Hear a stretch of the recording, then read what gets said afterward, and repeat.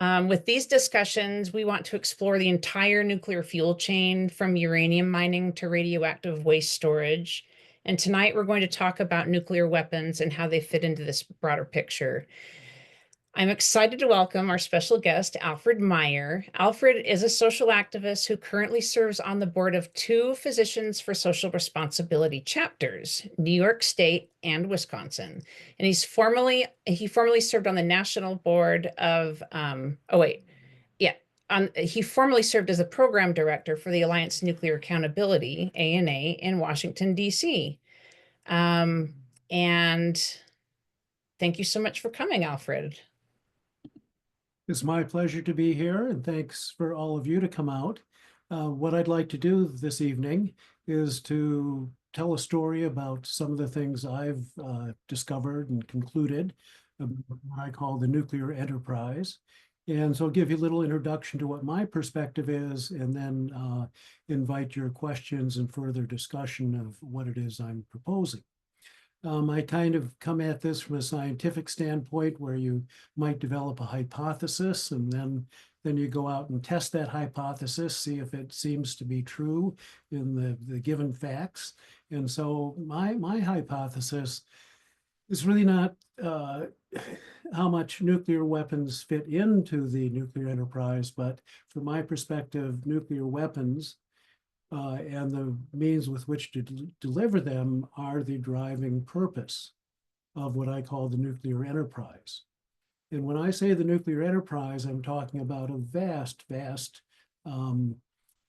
infrastructure, and it's an infrastructure that has many parts. It's the military, it's the industry, the actual mechanical things, it's the academics that are needed. This is a highly specialized field. You need special training and in-depth experience, and then also the governmental regulation side. So this is a vast industry.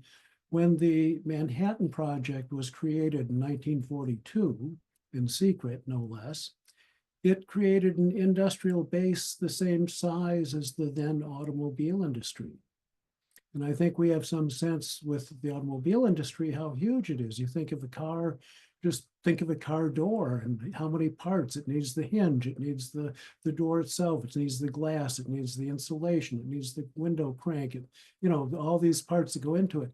Nuclear reactors are similarly that complex, but they all need specialized materials, specialized standards of production. And so it's a big deal. In 1954, National Geographic said that the nuclear field was the biggest investment area in the economy at that time. So what I'd like to do is, well, the backstory is that a few years ago, I read yet one more, what I thought was conclusive paper about how nuclear power is not the solution to climate change. And it might have been based on cost, it might have been based on safety, it might have been based on public health, it might have been based on the waste problems. But no matter how good these reports are, it seems like it never changes what happens. So I began to ask, why is this?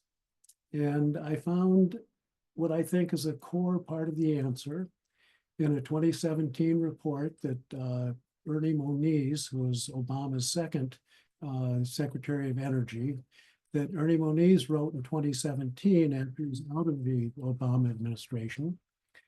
And in that, he describes civilian nuclear power as, and I quote, an essential enabler. And I ask you to think of those two words, not only an enabler, but an essential enabler of national security. And in this setting, I would describe our national security as nuclear weapons and the nuclear navy with which to deliver them.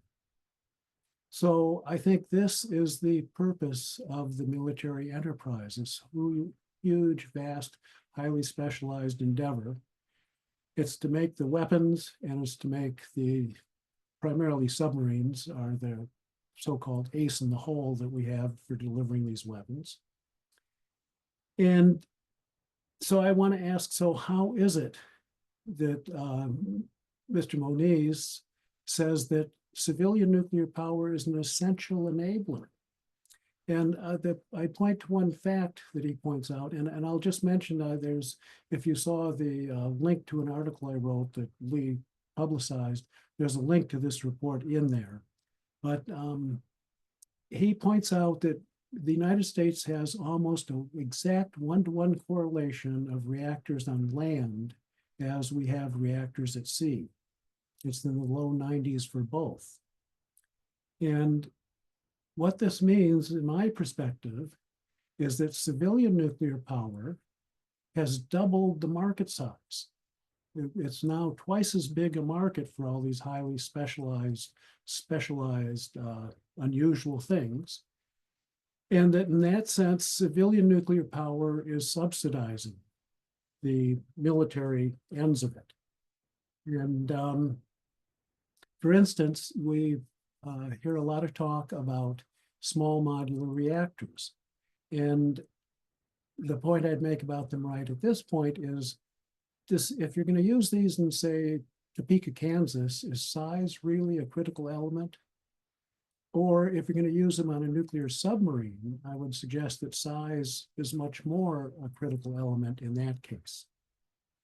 So by having all these civilian nuclear reactors, we've made a much bigger marketplace, a much more vibrant marketplace. And the Atlantic Council, which is a Washington, D.C., very mainstream think tank, has calculated the value of this contribution that civilian nuclear power makes to national security at $42.4 B as in boy billion annually. So in other words, if we didn't have civilian nuclear power going, we'd need to appropriate another $42.4 billion. So this is how, in a functional way, civilian nuclear power is helping to drive the nuclear enterprise. Now, if we step back and say, what's the picture of the nuclear industry in the world? I think what we see is that Russia and China are ahead of us, that they are actually building a couple reactors each around the world, where we're building none. And we're in a situation where, since we started in this field first, our both facilities and our staffing is aging out. So we're behind the eight ball here. And I think this is why in both Biden's infrastructure bill and in the IRA bill, there were huge amounts of money for all manner of nuclear programs, some direct subsidies, some scholarship programs, but there's a major push to resurrect the nuclear industry in this country. And like I say, in my mind, the driving purpose, the clear, unequivocal purpose is the military. Nuclear weapons, we're making new ones that, curiously enough, it was the Nobel Peace Prize winner, President Obama, who in 2012 cracked the deal with the Senate Republicans to refurbish the entire US nuclear weapons complex. And that started the new nuclear arms race in the world. So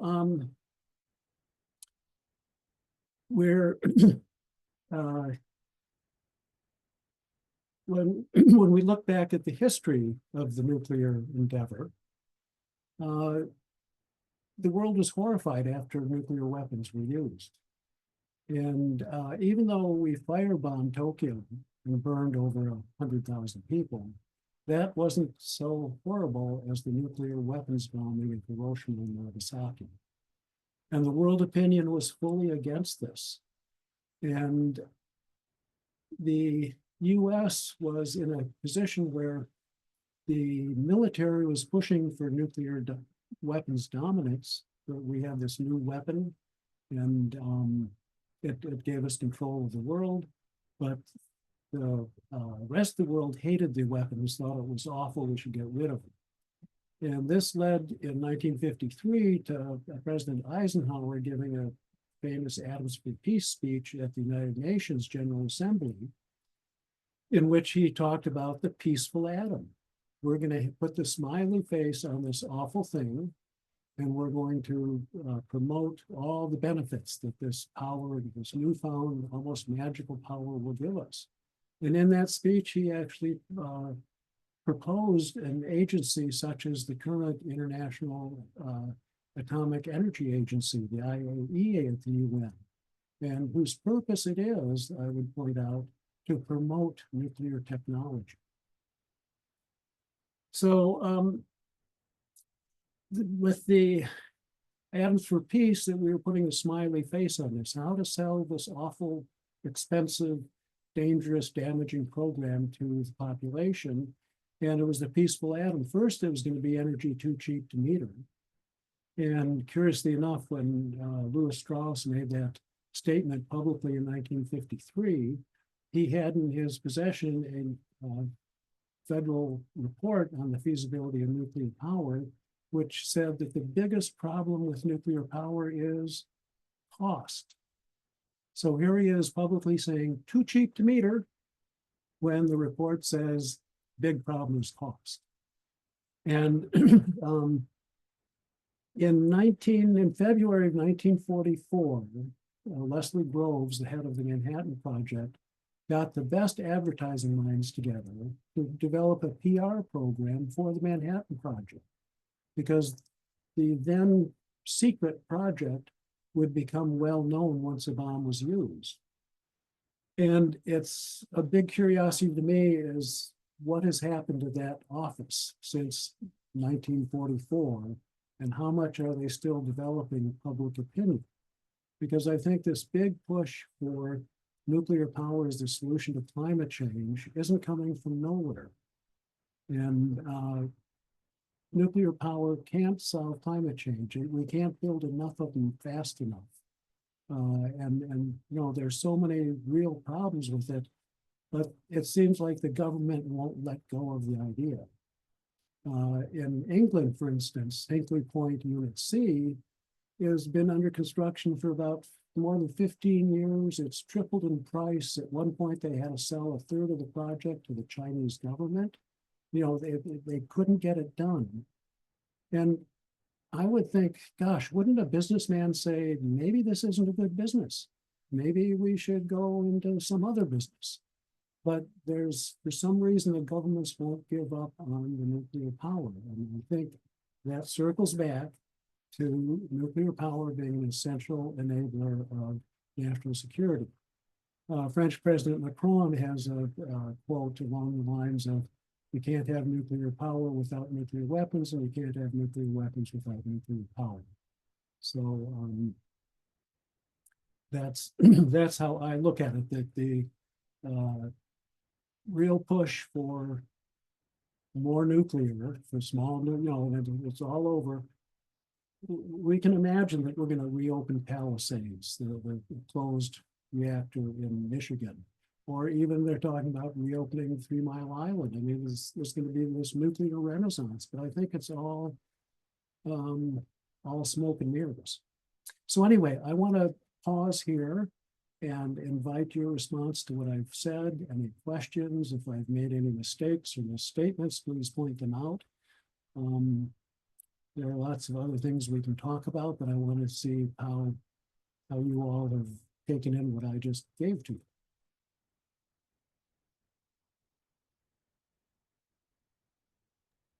I have a quick question. So,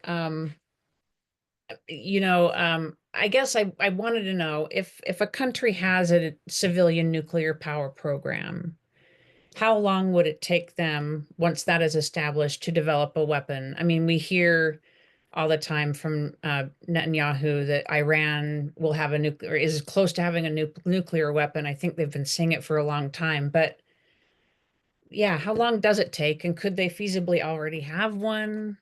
Well, thank you for asking that question. It prompts me to make a related statement that I'm not saying they're making nuclear weapons down at the local nuclear power plant down the road. But what I'm saying is that what it takes for there to be that operating reactor to produce electricity, the same vast infrastructure, is what you have to have for the military applications. Now, as far as a country like Iran, and I'll point out that Iran did get its first reactor through the Atoms for Peace program from the US. We were hoping actually to obligate them. The cost of keeping the reactor going would be so high, they'd be obligated to keep oil prices low. So that's what this political background was. But the fuel fabrication is part of getting to a weapon, but then there are steps past the fuel for a reactor that have to be done. I think Iran has I don't know any of the details, but they've been working on it for a long time.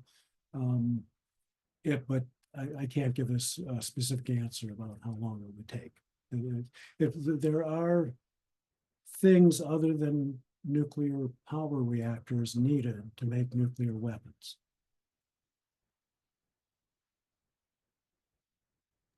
Thank you.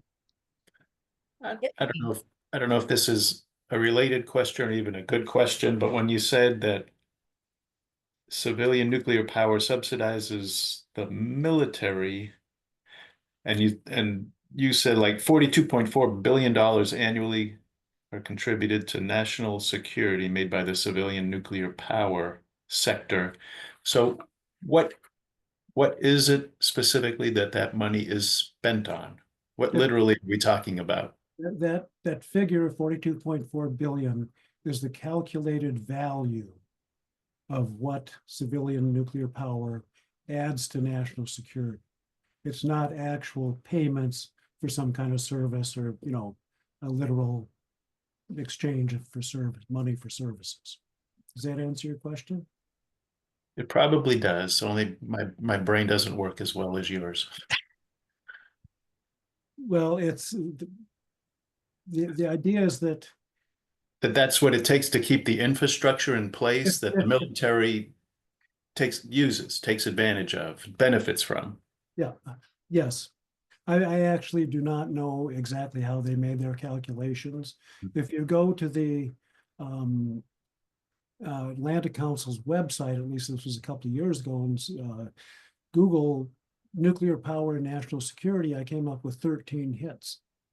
Okay. And so they're talking much more honestly, I would say, about the fact that we need nuclear power for national security, for the weapons programs. And the two, so if you're supporting nuclear power because you think it's going to solve climate change, you're building weapons. The other really insidious part is if we put all our money towards nuclear power in lieu of going after renewables, nuclear power has a well-established history of not meeting time deadlines or cost deadlines. So if you think by 2040, we're going to have 75% renewables with 20% of that being nuclear, it's probably that 20% is not going to show up. And what's going to be used instead? Fossil fuels. So actually, fossil fuel companies support nuclear power because it's a diversion.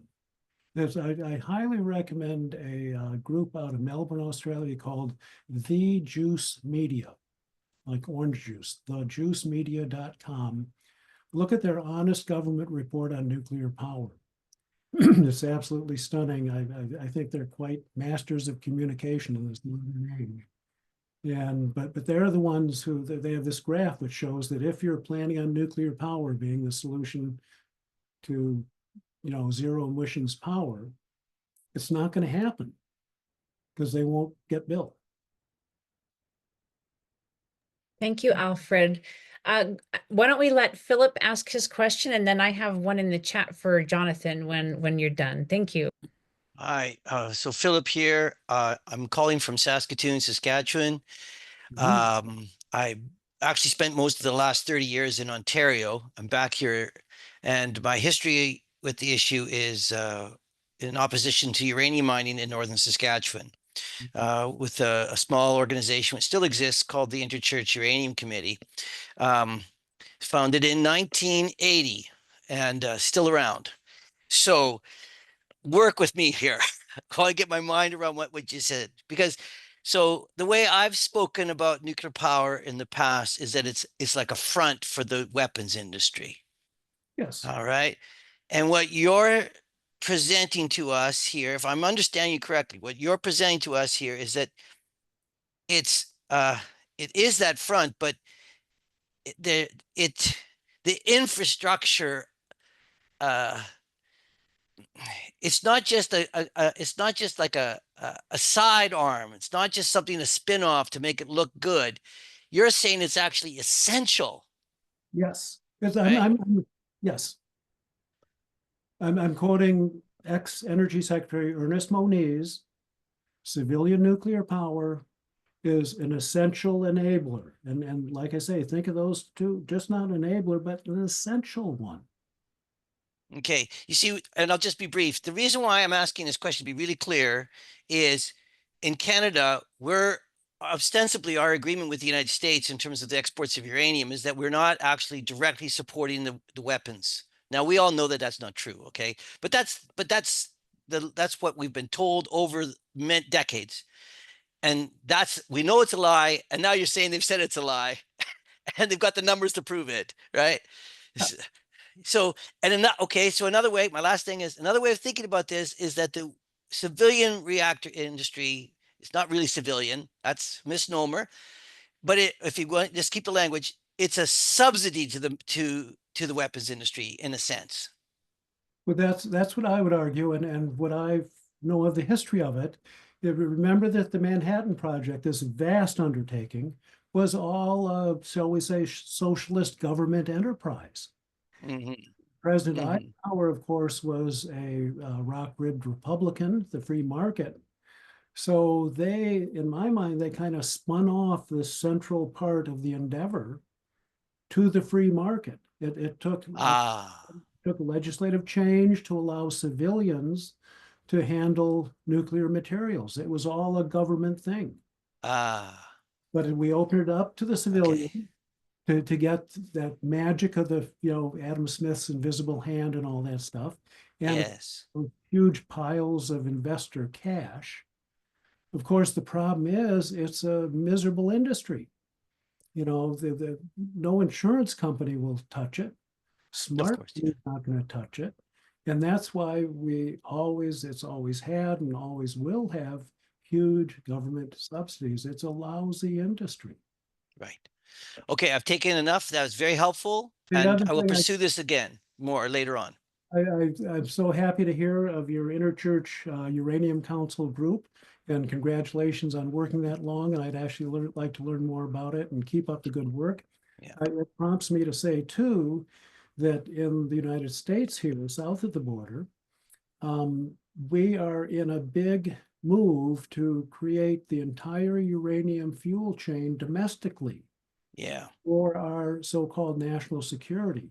And it's happening more or less under the radar. You have to go looking for it.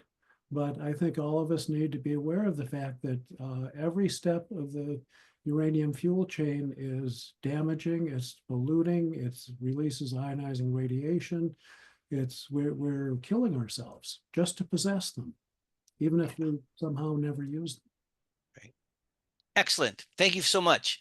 I might have to cut out early, so I just want to make sure I asked that question. I really appreciate it. Good to meet you. Okay, likewise. Thank you, Philip. That was a great question. I'm glad you made it.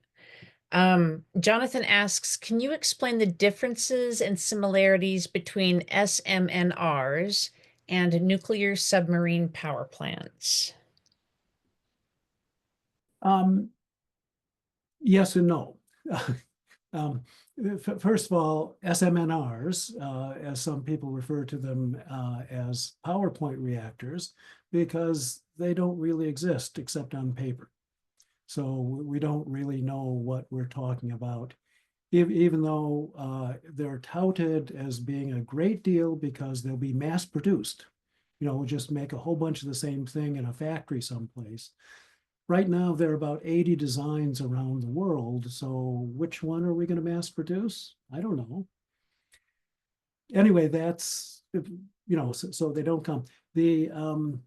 I'll point to a bit of history that the very first commercial reactor was built in 1957 in Shippingport, Pennsylvania. It was a US naval reactor modified to operate on land. And the construction was overseen by Admiral Hyman Rickover because they knew he was such a stickler that he'd do it right, and he did. But so it was a naval reactor that was put on land for, the first civilian nuclear power.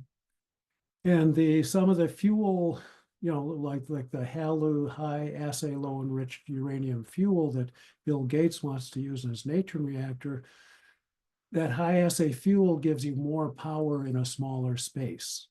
So again, this would be very advantageous in a submarine. But no, I don't have designs for either the submarine or the land-based.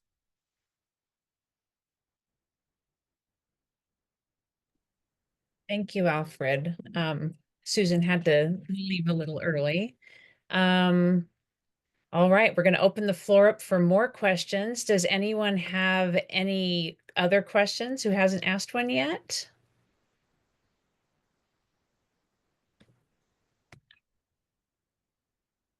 Yes, Laura, go ahead. Hi, thank you so much. I'm coming in from Portland, Oregon, and Oregon right now is in this horrible nightmare of the nuclear industry and big tech trying to overturn the state's 45-year ban on any new nuclear until there's a place to put the waste, essentially, and that this should be subject to a vote of the people. It's powerful. It has been powerful, and now there's this big push to turn that over. And the Oregon legislature this term has been flooded with nuke bills. One to do a small demo project in Eastern Oregon on the Umatilla Indian Reservation, and it's just nightmarish, and they're so focused on doing this. And at first it was a greenwash of we need it to fight climate change, and now it's we need these small modular nuclear reactors to power data centers, and they've purchased acres, huge swaths of land in Eastern Oregon, Amazon and other big tech companies to build data centers with their attendant SMNRs and a waste pit, I guess. It's just really nightmarish. So, in fact, after this, I'm going to another meeting where we're going to talk strategy around this. And it's hard because most people are not educated about what nuclear energy really is. And I'm not, I guess the question is, what are your thoughts about this? Any suggestions for how to move through this? And by the way, the same thing is happening across the Columbia River in Washington. They're dealing with the same things. It's as if these politicians have no memory of the Whoops debacle, which ratepayers are still paying for, or the Trojan nuclear power plant downriver in Oregon, which ratepayers are still paying for. And there are still casks of high-level waste sitting on the banks there because, as we all know, there is no deep geological repository. Anything you can give me. Well, I just encourage you to keep the faith and keep working. You were right back in the 80s to pass that law about needing an operating repository before you could build new reactors. There's been a concerted effort to bust those laws, and in many states that's happened. Wisconsin lost that law. They're working on getting rid of the one in Illinois. I'm sorry to say that especially the Democratic Party, but it's really a bipartisan circumstance. Mm-hmm. It's very pro-nuclear. I once was lobbying in Washington in a very important senator's office, and we were talking about nuclear subsidies for nuclear power. And I insisted that we ask him his opinion first before we told him why we didn't like him. And this guy went rhapsodic. He said, nuclear subsidies, it is the most bipartisan topic on the entire Hill. everybody loves them. We all agree on it. And in the Monoise report, he points out that the supply chain for the nuclear navy exists in only 44 out of the 50 states. So it's part of the military industrial complex. Everybody's got a piece of the action. But what concerns me so greatly, and I see this going back to the Obama administration, Illinois is the most nuclear of the United States. And Obama's chief of staff, Rahm Emanuel, who just most recently was ambassador to Japan, as well as being previously mayor of Chicago, he had a brief foray into venture capitalism, during which time he spun off the nuclear operations of Commonwealth Edison of Chicago, combined them with the Pennsylvania company, and created Exelon Corporation, which for many years was the largest nuclear operator in the country. And David Axelrod, who you see frequently on CNN even today, who was one of Obama's key advisors, worked for Exelon. So, and I had, at one point I was lobbying the House on nuclear loan guarantees. And the first time we were successful in getting $31.5 billion removed. They were asking for 50 billion, they got 18.5. The second time I talked to David Obey, who's chair of the Appropriations Committee, he basically said, sorry, the fix is in now. There wasn't it. We've committed ourselves to the nuclear end. And from my perspective, it's that we don't have the staff, we don't have the facilities, and our bright young science students going to go into making nuclear weapons. I mean, for that matter, from a sales point, if we're going to say nuclear solves climate change, my friends at the church meeting will be happy to hear that my daughter's a nuclear engineer to solve climate change rather than a nuclear engineer to make weapons. But that's what we're up against. And the other part of it that's, I hate to be discouraging, but I think if we want to survive in these things, we have to be realistic. It's a huge part of the economy. And, in Oregon, they want the new scales out there, isn't it? Yes, the failed new scale, the bankrupt new scale. They're all bankrupt. I mean, this is the thing that is so amazing to me, is the stories are always the same. It's always over budget, behind time. They don't work right. I mean, and it's, but oh, we learned our lessons this time, except not. The nuclear power industry has been in decline internationally since the year 2002. 2002 was the peak, 444 reactors operating. It's been going downhill since. Because it's not a good, nuclear energy is not a good business. But if you want to have nuclear weapons and a nuclear navy, you need the nuclear enterprise. Yep. Thank you so much. Yes, and I wish that I feel like it's an important insight. I mean, you're welcome. One thing I talk about is, people will say nuclear power can't solve climate change because it's too slow. But even if that's absolutely true, I feel like that's a false target. The real point is making the weapons.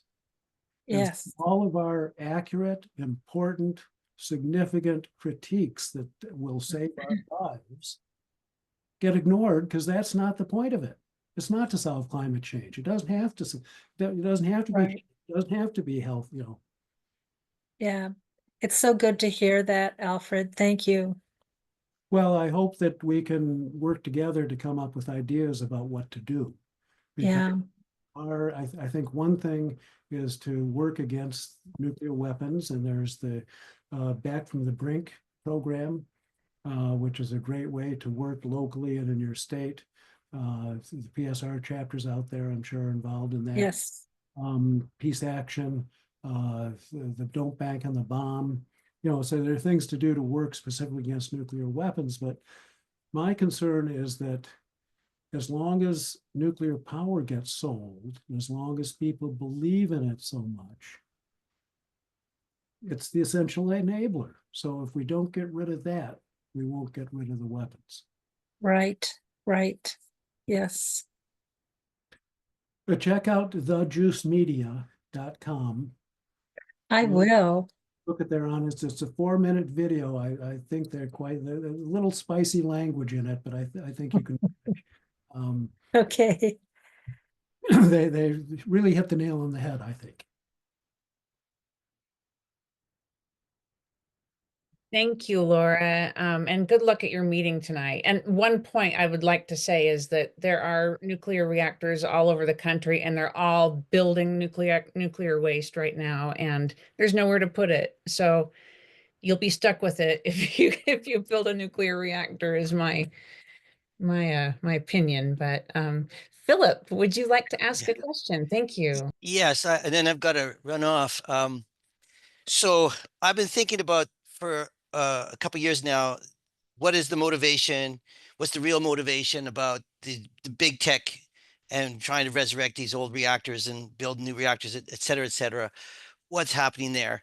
And I've got my own theories about that are kind of sound conspiratorial. I won't say I'm here because that'll be a distraction. But listening to your last answer, I'm thinking to myself, well, since it's been in decline, and where's the civilian money? Where's the non-government money that can act and that can be the front, that can subsidize that front? And it seems to be, listening to you, I was thinking, well, the big money, where like there's lots of money in big tech. So it's a way for the military, the government, the military. I'm just throwing this out there. Way for the government, the military to access non-government money to continue to subsidize, to have a front. Do you see where I'm going with that? Does that make some sense? This is a new thought to me. Okay. Well, using the civilian cover for the military activity, absolutely. I'd only quibble slightly that I don't think there's a whole lot of civilian private money coming in. Most of the money keeping the nuclear industry afloat now is government. Sure, but what about these? What Amazon's got lots of money. They'll have to make some investment in these reactors, right? So what I'm saying is they've got pots of money that could be tapped into to continue this front. That's what's coming in my mind. Theoretically, yes. I don't think Bill Gates himself has put a lot of his own personal money into TerraPower. Sure. Big operation. It's a lot of money. He's a big promoter. Okay. I'll leave it there. It's just something that came in my mind as part of, I'm trying to figure out the justification for this. I got other ideas, but that's a new idea to me. I'll leave it there. Well, Thank you. To me, the resurrecting of the old reactors, and this is how, to me, just how crazy it gets. The Palisades reactor in Michigan, Covert, Michigan, was one of the most embrittled reactors in the fleet. It's one of the worst operating histories. It's an old design. Is that really the poster child you want to have? Very first reactor that we're going to bring back from dead to alive, but there's this seeming push that, that's the sense of inevitability. They're all going to open. They're all going to work fine. There's no problem, Right. We're coming through, guys. Right.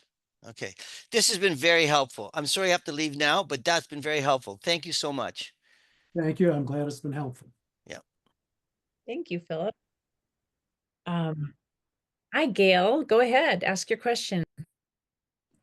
Oh, click to unmute in the bottom left, maybe.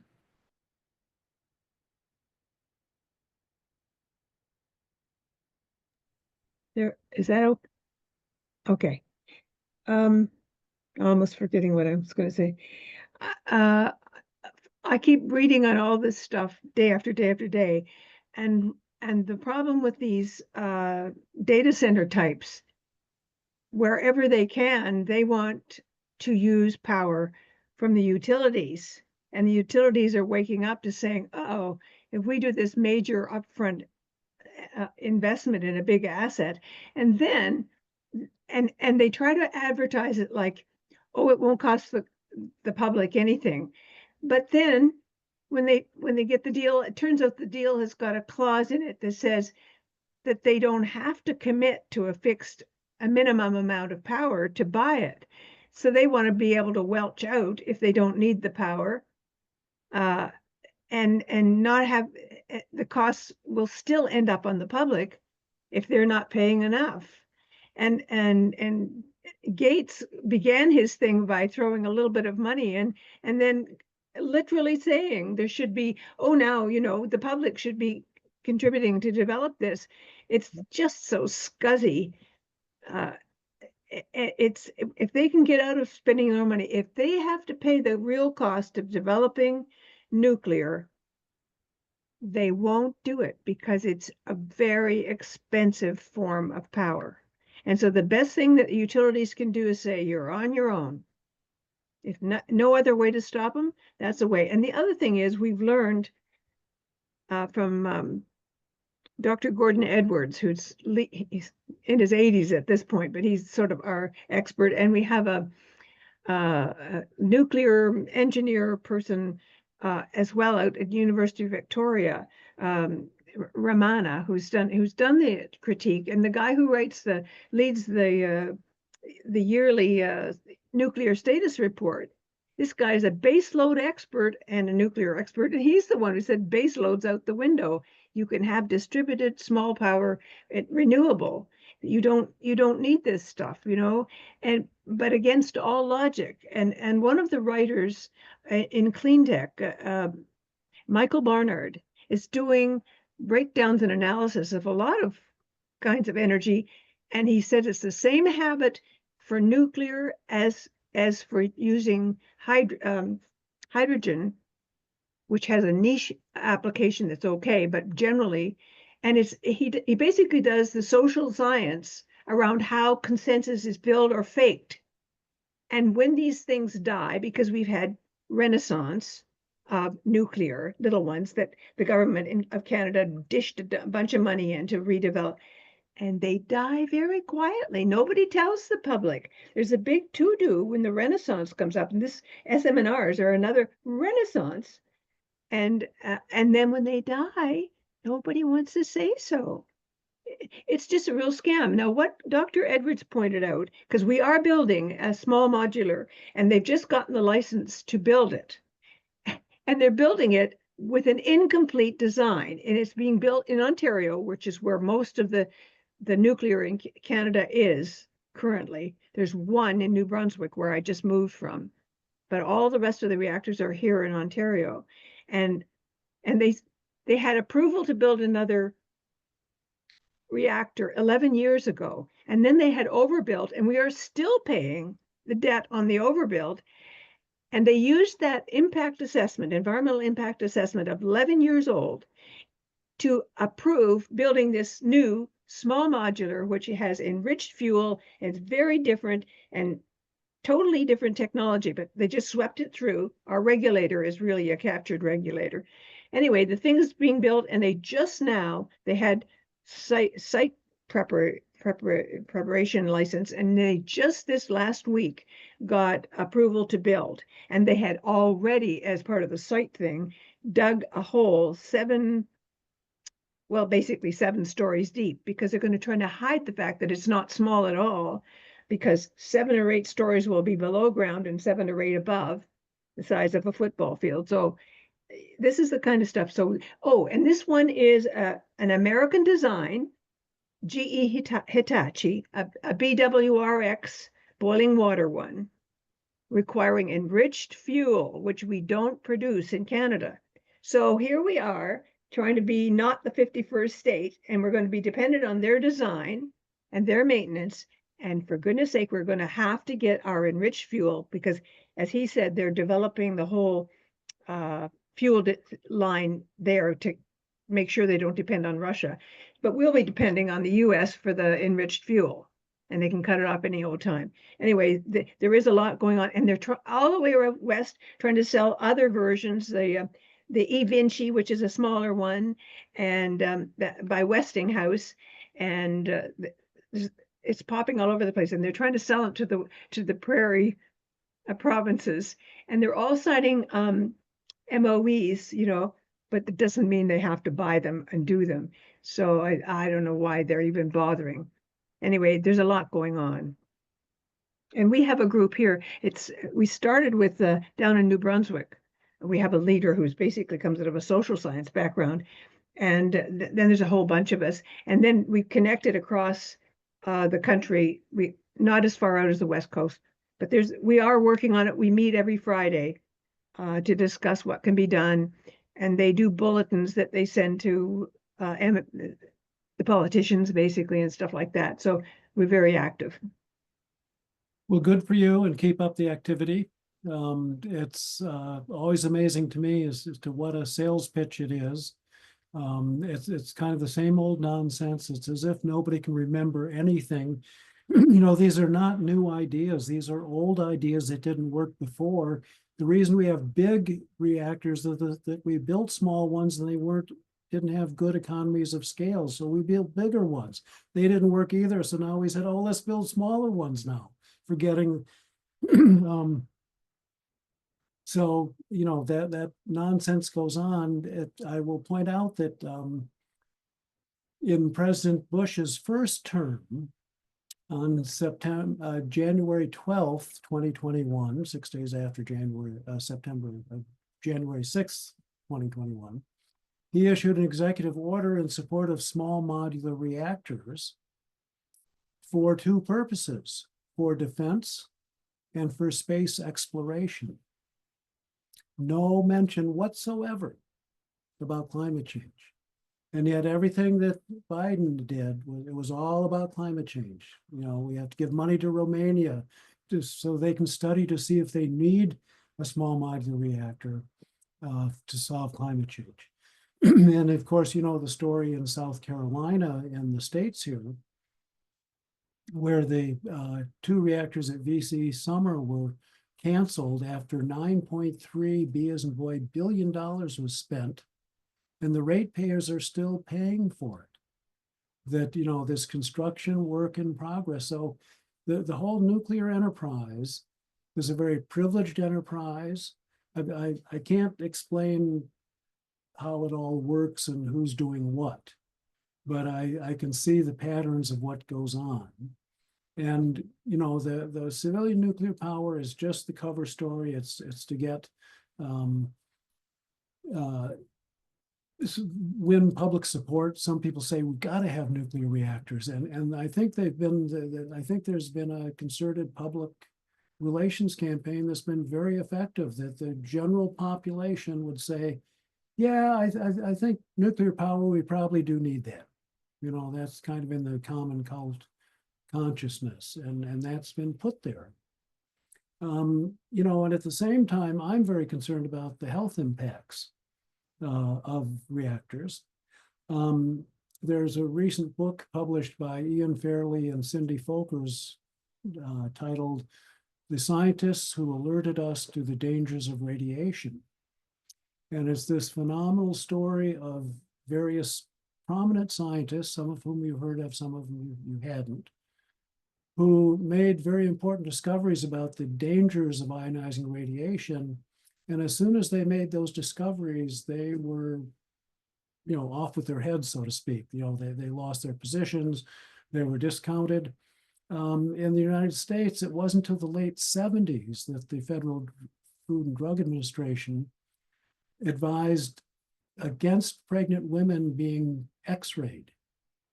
That it had been common medical practice to X-ray a pregnant woman to compare the size of the birth canal with the fetus. And Alice Stewart, a great British doctor, discovered this link. At first, everybody thought, oh my gosh, this is really important. And then they said, except that means we can't use X-rays. So they proceeded to completely degrade her work, and she had, caused trouble for her.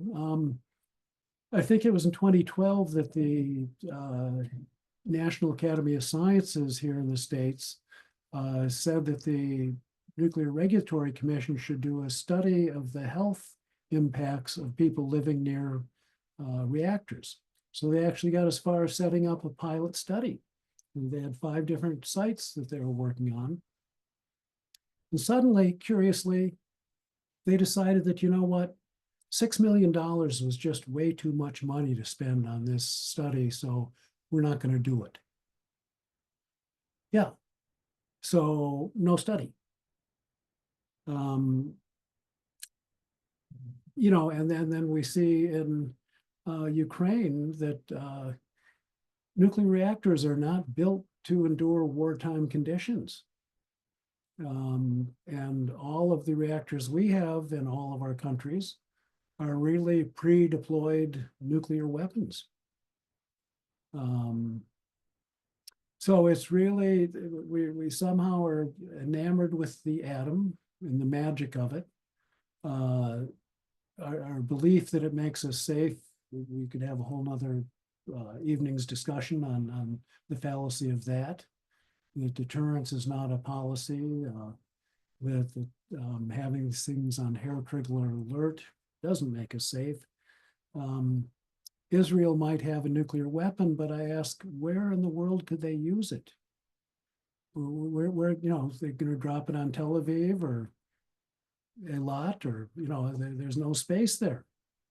But supposedly have them having it's a big deal.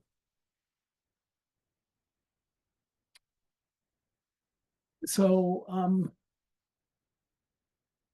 I also, I'll just comment on the Treaty for the Prohibition of Nuclear Weapons, because I think that's a tremendously encouraging story. That this UN treaty was conceived of by a small group of activists, 5 people sitting around talking. And the genius of their idea was to take this through the General Assembly at the UN, not through the usual path which would take it to the Security Council, because the permanent members of the Security Council with veto power are all, you guessed it, nuclear weapon states. And so the Treaty for the Prohibition of Nuclear Weapons was passed democratically at the UN because most states in the world believe these are bad things. Not surprisingly, the nuclear weapon states say this treaty is terrible. It's causing all sorts of trouble. But really, I find it to be a very hopeful sign, and it gives us a path forward in working against these just really frightening weapons.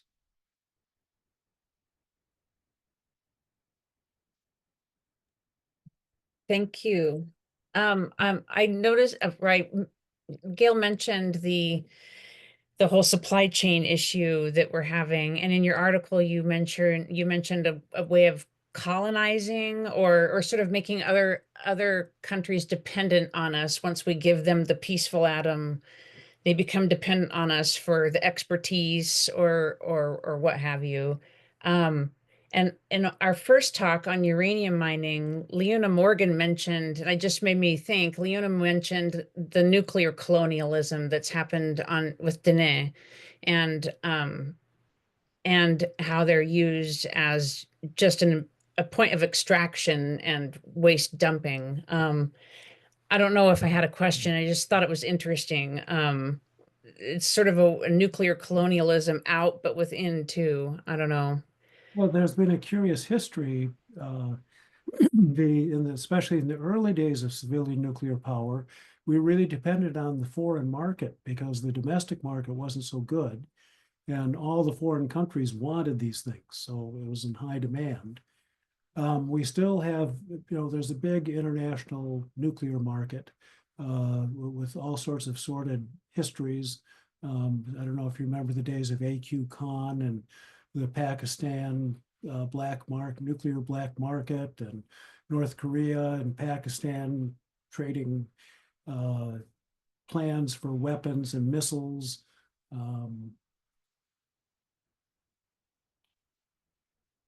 Yeah, it's I lost my train of thought there on the No, it's okay. It's getting late. I know I lose mine too. Um, nuclear colonialism. Right, well, yes, it's that it's kind of like when you buy a computer, then you need to maker of the computer gives you upgrades and bug fixes, and that's what if you buy a reactor from somebody, you're buying a long-term service agreement. And it's like with the F-35 fighter jets. The big cost for an F-35 really is maintaining them. But buying the $110 million plane, that's the cheap part. It's all the upgrades and the service and parts you need. And that's why some countries right now are are rethinking their commitment to the F-35 because they don't want to be beholden to US companies for service and parts and functionality. But the same is true of the nuclear business. Mm.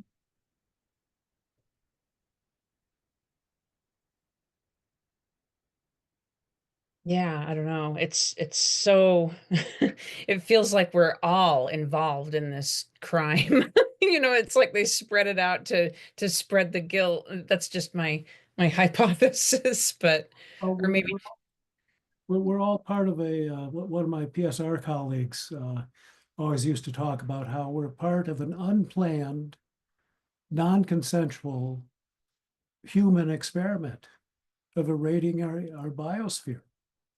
Things like dumping the tritiated water in Fukushima. Us humans are about 65% water. You can't separate a radioactive molecule from a non-radioactive molecule. So I ask you, where in your body would you like that energy emitting molecule of water? In your brain, in your heart, uh, it's really remarkable. And we know that all exposure to ionizing radiation is harmful, and that it's cumulative over your lifetime. So I think it's important that we act to protect our environment. thank you. I did want to mention our allies put out an action alert for the LANL. What is that? Los Alamos Nuclear Lab. Is that what that LANL stands for? I always call it LANL. And I'm going to put a link in the chat. The comments are due tomorrow. Sorry about that, but there's a template and stuff, but they're trying to expand it for more nuclear weapons production from what I understand. Is that what you understood, Alfred? On that draft EIS for LANL. Yes.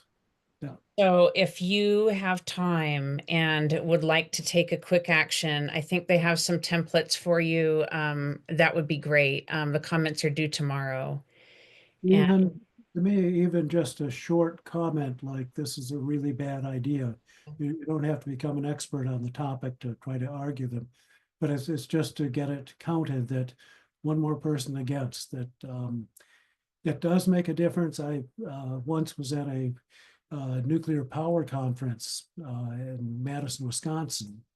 I was sitting with all the nuclear engineering professors, and the dean came in from the airport to hear the keynote speaker. And his very first question to his colleagues was, were there any protesters? And I found that to be a fascinating question. It wasn't, did we get the grant? Did so-and-so sign on to become part of the faculty, or how's the experiment coming? No, it's, were there any protesters? And of course, I felt good because I had asked a couple of friends to take signs down there. So they said, yeah, there are a couple of protesters. But we make a big difference. So even though it seems like David and Goliath, keep at it. yeah, thank you. Any help you can give would be great. And we just got a newcomer. I don't know, and I know we're going to be ending soon. Do you all have any burning questions you'd like to ask Alfred? Or we can ask our newcomer if she'd like to ask any questions. But I did want to ask you, Alfred, where we can go to support your work. And I think I'm going to put it in the chat. It's PSR Wisconsin, right? Yeah. Yeah, I'm affiliated both with the Wisconsin and the New York chapters. but the support really, you know, to be active in your own neighborhood. I'm also happy to converse later on if anybody has further ideas or questions or comments. I hope this is helpful. I just have felt that so many people did so much work and they hit the bullseye, the target, but the target was a false target. So I'm trying to talk about who's really driving this bus. And once we understand that, then we have a chance at influencing where it goes. All right, thank you. Thank you. All right, there are some things in the chat. If you'd like to save the chat, go ahead and do that now. But otherwise, I guess we'll make it a wrap. I will make a recording available. I'll just make sure it doesn't need any edits first, and then I'll send it to everybody who registered. How's that? And I'll put it on our YouTube channel. It'll be on our nuclear fuel chain lecture series. Yeah, thank you so much, Alfred. It's amazing to have you join us and talk to us. Oh, yeah. Pleasure to be with all of you, and I hope that it's been a useful discussion. Thank you. Take care, all. You too. Thank you. Thank you.